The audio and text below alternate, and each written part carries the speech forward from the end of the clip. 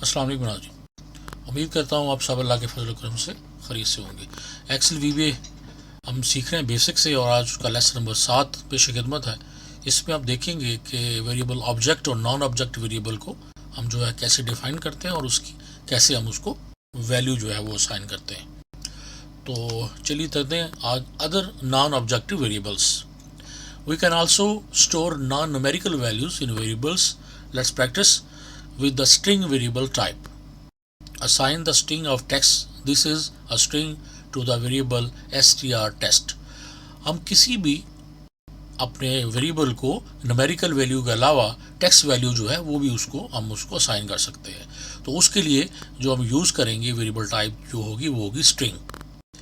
तो जैसे for example हम कोई भी हमारा वेरिएबल जो है, फॉर एग्जाम्पल उसको स्ट्रिंग से हम str ले लेते यानी strTest इसी से, तो हम जो माइक्रो लिखते हैं वो सब स्ट्रिंग और उसको मैक कर देते स्ट्रिंग मैक, और उसमें हम डिफाइन करेंगे डिम strTest। ये हमने खुद से एक नाम रखा अपने वेरिएबल का, एज उसकी टाइप क्या होगी स्ट्रिंग।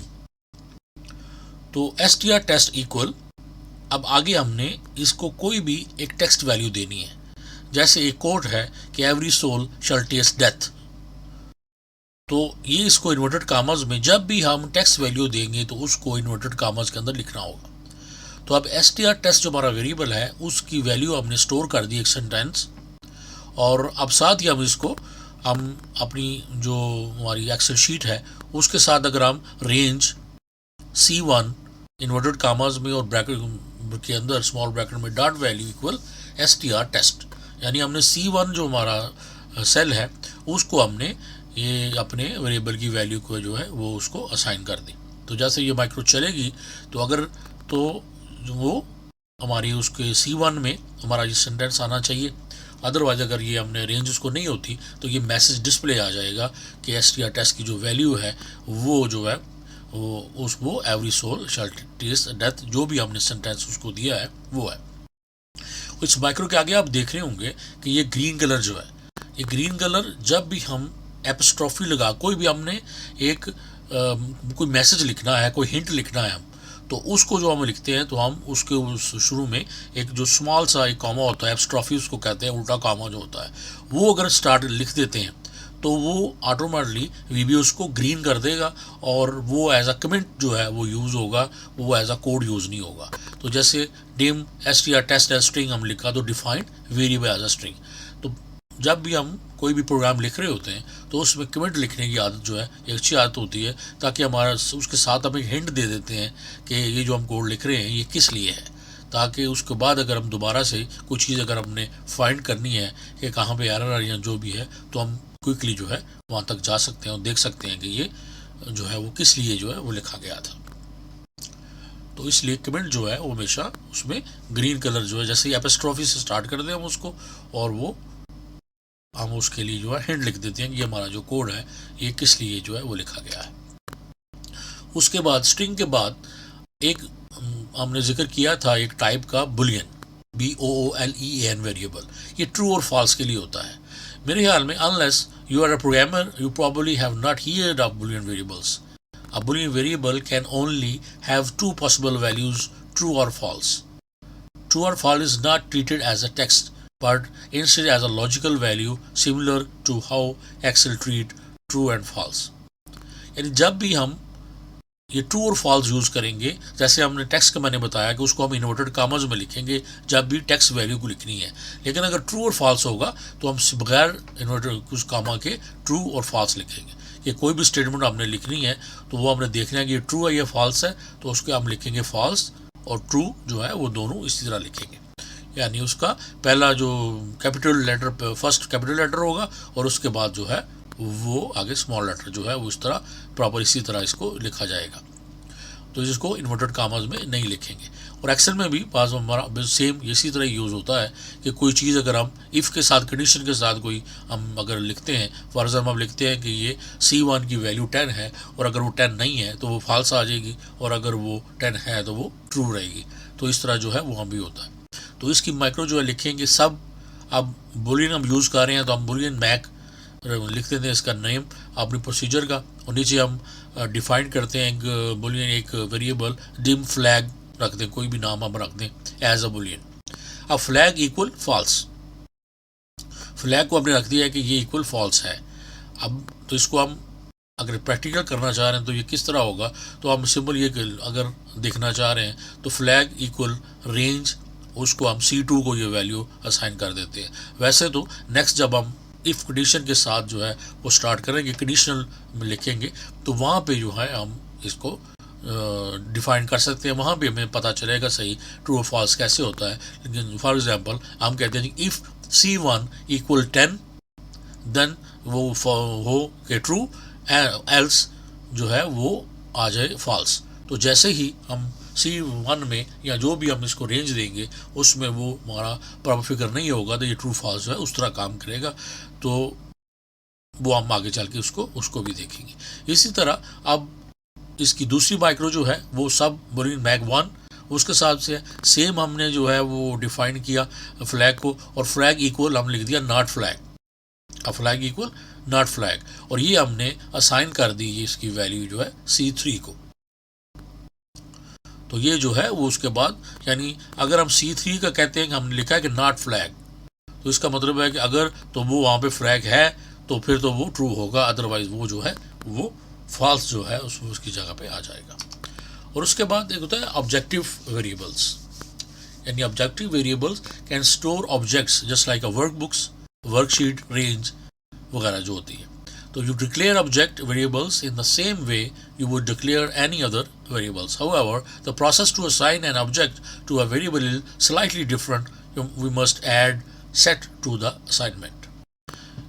यानी जब भी हम इसको डिफाइन करते हैं वर्कबुक को, वर्कशीट्स को, तो पहले हम डिफाइन करते हैं, उसके बाद उसकी सेट का वर्ड यूज़ करते हैं और उसकी आगे हम फिर वैल्यू उसको असाइन करते हैं। जैसे अब हमने डिम माई WB, एक हमने WB से वर्कबुक यानी वर्कबुक WB, तो माई WB हमने एक वर्ड बना लिया, एक वेरिएबल बना लिया। तो डिम माई बी एज वर्कबुक, ये हमने डिफाइन किया कि जो माई बी है वो एज अ वर्कबुक को प्रेजेंट करेगा। अब नीचे हम करेंगे सेट माई बी, अब जो हमें उसको सेट करना है कि माई WB इक्वल, अब लिखेंगे हम वर्कबुक्स और आके इन्वर्टेड कामर्स में और ब्रैकेट के अंदर हम उस वर्कबुक का नाम लिखेंगे। जैसे लिखा हुआ example.xlsm, तो XLSM जो है वो आजकल जो एक्सेल है उसकी लेटेस्ट एक्सेल की भी है, अदरवाइज पहले जो एक्सेल थे 2007 से पहले उनकी XLS जो है वो होती थी, एक्सटेंशन जो है एक्सेल की EXL होती थी, आजकल जो है वो XLSM आ रही है। तो the same can be done to define a work, ये हमने वर्कबुक जो है वो डिफाइन की और उसके बाद उसको सेट किया। अगर हम वर्कशीट को डिफाइन करते हैं डिम माई WS, पहले WB हमने किया वर्कबुक के लिए, अब माई WS एज वर्कशीट ये हमने डिफाइन किया। अब हमने उसको सेट करना, तो सेट आगे स्पेस माई WS हमारा वेरिएबल इक्वल पहले वर्कबुक्स, फिर आगे हम लिखेंगे उसको इन्वर्टेड कामा और ब्रैकेट में अपनी वर्कबुक का नेम, और फिर डॉट, फिर आगे शीट्स, और फिर शीट के आगे हम लिखेंगे इन्वर्टेड कामा और ब्रैकेट में inputs. But why would we want to use a variable to store a worksheet or workbook if we can just reference the worksheet or workbook? Imagine doing multiple calculations on the same workbook and needing to reference it every time. यानी ये जो एक लंबा हमने जो एक process है इसको डिफाइन करने का, उससे एक शॉर्ट प्रोसेस भी हो सकता है कि हम डायरेक्ट जो है इसको जो है वर्कशीट को जो है वो भी डिफाइन कर सकते हैं। फॉर एग्जांपल अगर हमने किसी वर्कबुक को डिफाइन किया है तो हम उसको डायरेक्ट ऐसे जैसे लिख भी सकते हैं डिफाइन के बगैर कि वर्कबुक्स, आगे फिर ब्रैकेट में हम वर्कबुक का नाम लिखें, फिर डॉट शीट्स, फिर आगे ब्रैकेट और इन्वर्टेड कामा में शीट का नाम लिखें, फिर डॉट रेंज, और रेंज के आगे फिर हम अपने सेल का नाम लिखें, फिर डॉट वैल्यू इक्वल 40। इसी तरह जो है हम D1, D2, D3 को अगर हमें वैल्यू साइन करनी है, जैसा कि आप देख रहे हैं लिखा हुआ 40, 50, 60, तो एक लंबी एक जो है वो एक लाइन से बन जाती है, एक लंबा सा एक कोड बनेगा हमारा। यानी पहले वर्कबुक्स, फिर उसका नेम, फिर डॉट शीट्स, फिर शीट का नेम, फिर डॉट रेंज, फिर रेंज का नेम, और फिर डॉट वैल्यू, फिर इक्वल हम देंगे। लेकिन इससे आसान जो है तरीका से भी हम जो है वो लिख सकते हैं कि हम कहते हैं जी dim my worksheet as worksheet, my WS as a worksheet, ये हमने डिफाइन किया, और फिर हमने किया set my B equal workbooks और आगे हमने ब्रैकेट में इधर ही उसका नाम लिख दिया, वर्कबुक का नाम लिख दिया। और फिर हम इसको इजीली डिफाइन कर सकते हैं कि my W S dot range D1 dot value equal 40, यानी हमने ऊपर वर्कशीट को डिफाइन किया और नीचे हमने उसको जो सेट WB को वो हमने वर्कबुक के साथ उसमें डिफाइन कर दिया कि ये जो वर्कबुक है इसके अंदर जो है वो सारी शीट्स हैं। तो इसलिए फिर हम माई WS सिर्फ लिखेंगे और लिखेंगे dot range D1 dot value equal 40। तो ये मेरे ख्याल जो पीछे हमने देखा ये पूरी एक लाइन ऑफ कोड जो थी उसकी बजाय हम सिर्फ ये जो है माई WS और उसके बाद डायरेक्ट आप रेंज और रेंज का नाम जो है लिख के उसको वैल्यू डिफाइन कर सकते हैं। तो अगर अभी हम असाइन द वर्कबुक एग्जाम्पल जो ऊपर है उसको अगर हम उसकी लिखें, एक माइक्रो लिखें, तो सबसे पहले तो हम कहते हैं कि सब WB मैक यानी वर्कबुक मैक का हम एक नेम रख लेते हैं और उसमें हम रखेंगे वेरिएबल माई WB यानी माई वर्कबुक। तो dim my workbook as a workbook और इसको हम सेट किया, set my workbook equal workbooks, उसके बाद वर्कबुक का नाम दिया और उसके बाद हमने क्या किया कि माई WB डॉट रेंज और उसके बाद D1 डॉट वैल्यू इक्वल 40, ये हमने D1 को इसकी वैल्यू साइन कर दी। एक तो ये हमने हमारी माइक्रो हो गई।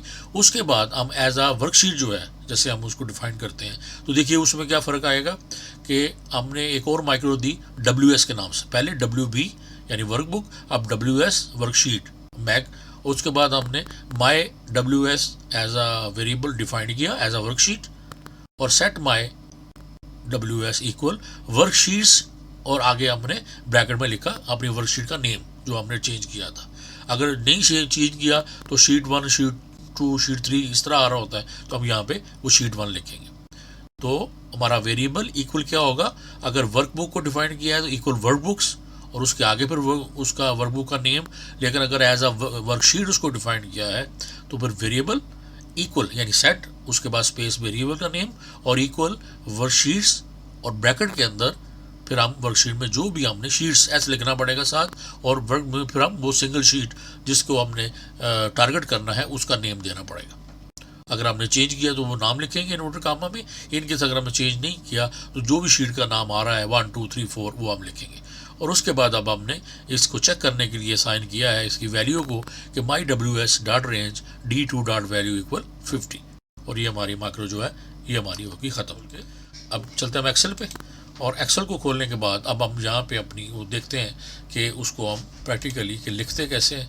विजुअल बेसिक ये हमारे सामने और इसको थोड़ा सा मैं जूम करता हूँ ताकि जी, तो ये सबसे पहले ये हमारी पुराने वाले माइक्रोज हैं और ये देखिएगा कि ये ग्रीन कलर जो प्रिंट में लिख दिया है कि object and non object variables, ये आज वाले हमारे। तो ये हमारी एक माइक्रो थी सब स्ट्रिंग मैक, ये पहले वाली माइक्रो जो हमने लिखी थी। तो इसको सबको मैं कमेंट किया, अब इसका मैं देखिए कमेंट ख़त्म करता हूँ, कॉमा इसका भी ख़त्म करता हूँ। तो ये वाला जो है इसको ये अगर आगे इसको ये लिखेंगे तो ये चेंज हो जाएगा, इसका भी करेंगे, अदरवाइज़ ये रेड साइन आएगा तो इस मीन कि ये हमारी जो लाइन ऑफ कोड है उसमें एरर है, अदरवाइज़ ये ग्रीन अगर है तो इसका मतलब है कि वो कमेंट है। तो इसका भी कमेंट मैं ख़त्म करता हूँ और इसका भी देखिए। तो अब ये जो ग्रीन है ये कमेंट है और हमारा जो ब्लैक हमें नज़र आ रहा है और ये ब्लू जो होता है वो इसका अपना रिजर्व वर्ड होता है, यानी सब जैसे एक रिजर्व वर्ड है तो वो कलर चेंज होता है। तो सब और उसके बाद हमने स्ट्रिंग मैक, ये स्ट्रिंग वाला जो फर्स्ट था आज हमने वैल्यू उसको हमने लिखा, नाम हमने रख दिया स्ट्रिंग मैक। ये हमारा एक प्रोसीजर, हमने dim str test as a string, ये हमने एक वेरिएबल str टेस्ट जो है खुद से नाम एक क्रिएट किया और उसको डिफाइन किया एज अ स्ट्रिंग। अब str टेस्ट इसको हमने जो एक टेक्स्ट वैल्यू जो दी वो हमने ये एक जो है ये एक कोड जो है वो दे दिया हमने कि एवरी सोल शैल टेस्ट डेथ, कुछ भी आप दे सकते हैं। ऐसे मेरे जहन में ये कोड आई तो मैंने ये लिख दिया इसको। उसके बाद अब हमने इसको चेक करने के लिए रेंज और उसके बाद हमने C1 इसका जो है इन्वर्टेड कामास जो है वो सही करेंगे, dot value equal str test, ये हमने इसको दे दिया, इसकी वैल्यू को C1 को हमने असाइन कर दी। उसके बाद हमने देखा बुलियन और उसमें इसमें भी देखिए कि इस जो कमेंट है वो मैं इसको ख़त्म करता हूँ। तो ये बिल्कुल उस चीज़। अब हमारी एक माइक्रो का नाम रखा बुलियन। सिंगल बुलियन हम नहीं रख सकते क्योंकि ये रिजर्व वर्ड है, ये इसका टाइप है, इसको हम नहीं रख सकते। ये देखें, ये ब्लू जो आ रहा है इसके साथ कुछ ना कुछ वर्ड लिखना पड़ेगा, इसलिए मैंने बुलियन साथ MAC कर दिया माइक्रो के लिए। और उसमें डिम फ्लैग ये हमने खुद से क्रिएट किया एज अ बुलियन, ये हमने उसको डिफाइन कर दिया कि ये फॉल्स और ट्रू के लिए। अब फ्लैग हमने लिख दिया जी इक्वल फॉल्स है। ये देखिए हमने बगैर इसको, ये रिजर्व वर्ड है इसलिए ये ब्लू है, इसको हमने बगैर इन्वर्टेड कामास के लिखा है। इसी तरह अगर ट्रू होगा तो उसको भी बगैर इन्वर्टेड कामा के लिखेंगे। और इसको हमने ऐसे ही साइन कर दिया C2 को कि अगर हम देखेंगे ये C2 के अंदर ये वैल्यू जो है इसकी जो है वो डिस्प्ले होगी फॉल्स वाली। और इसी तरह एक दूसरी माइक्रो जो है वो बुलियन की एक और माइक्रो थी कि एज अ, उसको बुलियन बैक 1 कर दिया माइक्रो का नेम, और dim flag as a boolean, और फ्लैग इक्वल नॉट फ्लैग। अब इसमें ये जो नॉट वर्ड यूज हुआ है ये इसका अपना VBA का वर्ड है, और आगे फ्लैग जो है ये हमारा जो हमने डिफाइन किया है वो है। अब फ्लैग इक्वल, अब हमने देखा ये फ्लैग जो है ये इक्वल होगा C3 के, यानी C3 के अंदर जब ये चलेगी तो C3 के अंदर ये होना चाहिए कि ये फ्लैग है, ये ट्रू है या फॉल्स है। और उसके बाद हमने दो माइक्रो थी कि हमने WB बैक यानी वर्कबुक माइक्रो के वर्कबुक को कैसे डिफाइन करते हैं, और उसके लिए हमने यूज़ किया WB। तो हम उसका वेरिएबल जो है वो कुछ भी आप क्रिएट कर सकते हैं। अब सिंबल लिख दें कि WB भी आप सिंबल रख सकते हैं, और आप WK रख सकते हैं, पूरा W आगे बुक कर दें तो माई WB ऐसे इसको रखा मैंने, और एज अ वर्कबुक इसको डिफाइन किया।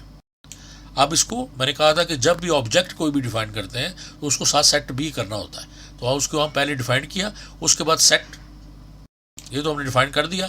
अब इसको हमने बताना है कि ये जो WB हमने वेरिएबल डिफाइन किया है ये कौन सी वर्कबुक है। इसको वर्कबुक की वैल्यू अभी नहीं देनी, लेकिन इसको अपनी वर्कबुक के साथ अटैच करना है कि कौन सी वर्कबुक पे के लिए ये वेरिएबल है। तो हम करेंगे सेट माई WB इक्वल वर्कबुक्स, यानी काफ़ी सारी वर्कबुक, ये वर्कबुक्स आगे ब्रैकेट में हम अपनी वर्कबुक का नाम लिखेंगे, कोई भी नेम जो है वो हम उसको लिख देंगे। उसके बाद हमने ये सिर्फ इसको चेक करने के लिए यहाँ तक हमारी माइक्रो ऐसा ही डिफाइंड है। उसके बाद जो है आगे हमने प्रोसेस हमारा कोड चलेगा कि हमने अपनी अब एक्सेल के साथ इस पर क्या करना है। तो WB माई WB डॉट रेंज, यानी ये जो वर्कबुक है डॉट रेंज आगे D1 डॉट वैल्यू इक्वल 40। अब इसमें कोई वर्कशीट नहीं दी हुई, तो इसका मतलब क्या हुआ कि जो भी एक्टिव वर्कशीट होगी इस वर्कबुक के अंदर उसके ऊपर ये माइक्रो काम करेगी। उसके बाद हम चलेंगे जी ये WS वाली माइक्रो के वर्कशीट को डिफाइन करते हैं। तो वो क्या करते हैं कि dim my WS as a worksheet, अब इसको हमने एज अ वर्कशीट डिफाइन कर लिया। सेट अब माई वर्कशीट्स और इन्वर्टेड कामर्स में मैंने वर्कशीट का जैसे नाम रखा इनपुट, तो इसका नाम आ जाएगा इनपुट।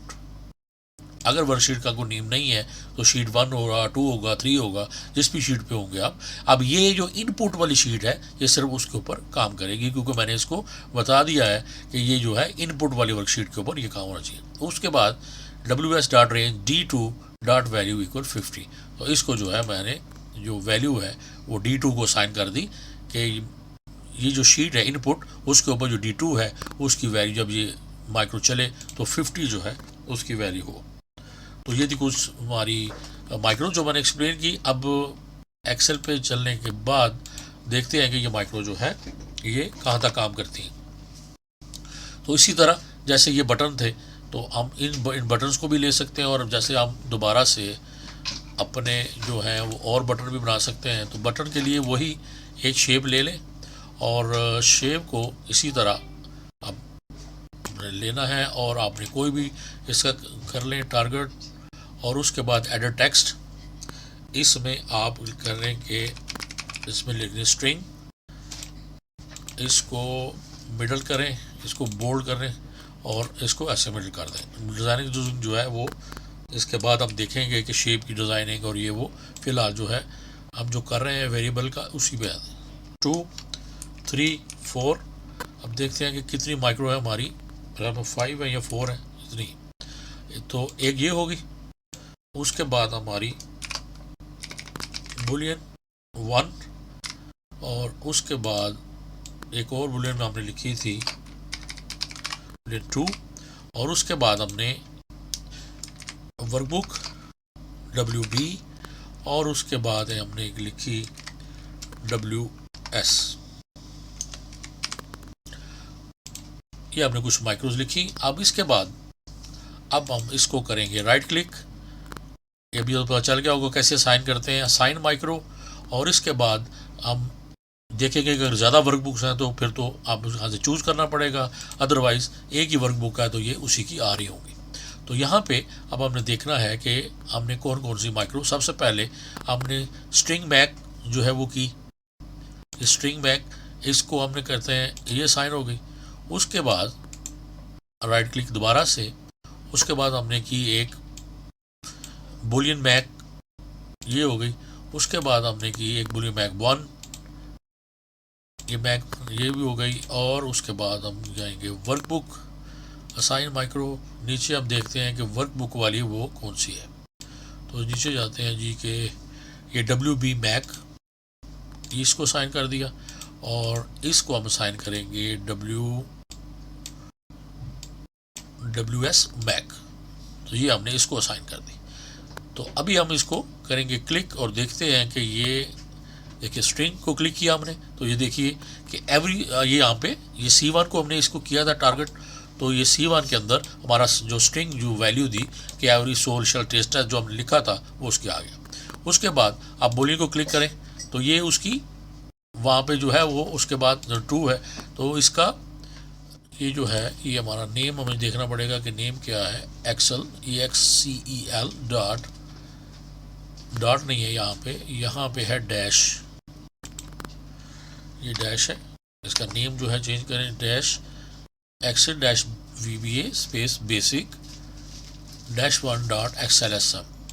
यहाँ पे अभी हमने यहाँ पे उसको लिखेंगे कि डॉट वर्कशीट्स। और उसके बाद हमें यहाँ पे ये लिखना पड़ेगा कि इनपुट